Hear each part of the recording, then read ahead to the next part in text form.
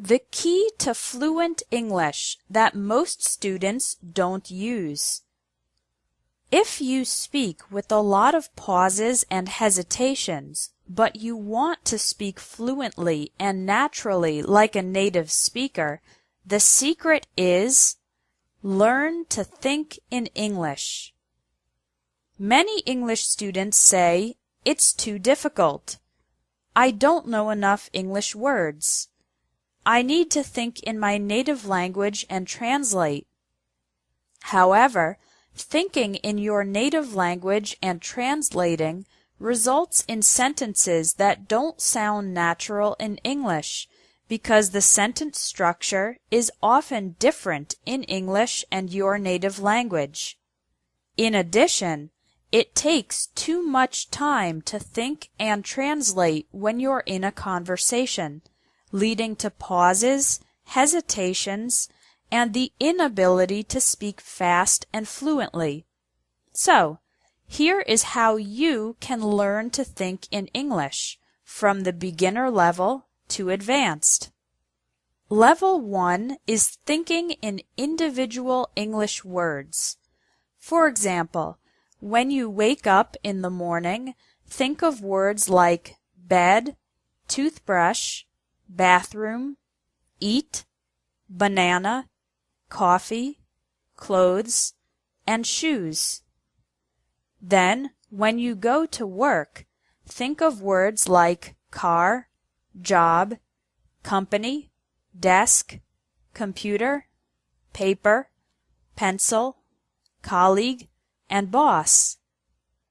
During the day, continue to think of the individual English words for everything you see, hear, and do. Try this exercise right now. Look around you and think of all the English words you can.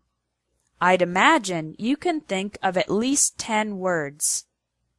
Level 2 is thinking in complete English sentences. On this level, you think in complete phrases and sentences during the day. When you're eating lunch, think, "I'm eating a sandwich. My friend is drinking soda. This restaurant is very good." When you're watching TV, think, "That actress is beautiful. The journalist has black hair. He's talking about politics." It's okay if the sentences are very simple. The most important part is to practice and develop the habit of thinking in complete sentences. Level 3 is functional English.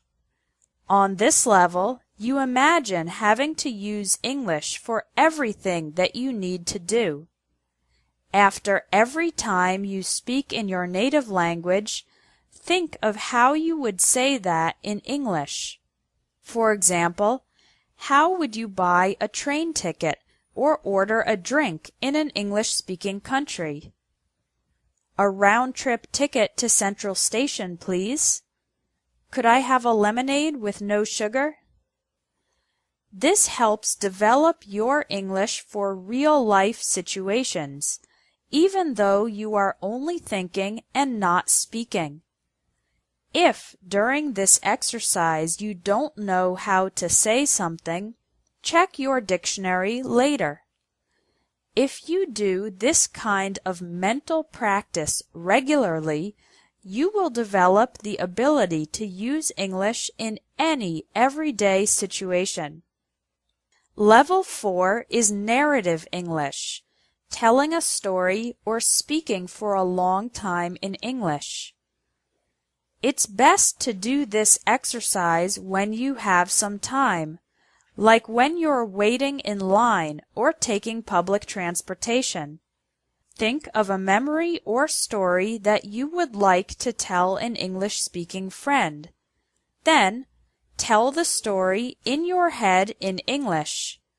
Because you are only thinking, not speaking, you can relax and do your best without all the pressure of a real conversation.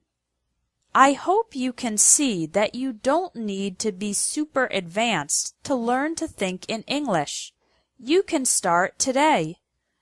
Try one of the 4 levels this week: thinking in individual words, complete sentences, functional English, or narrative English.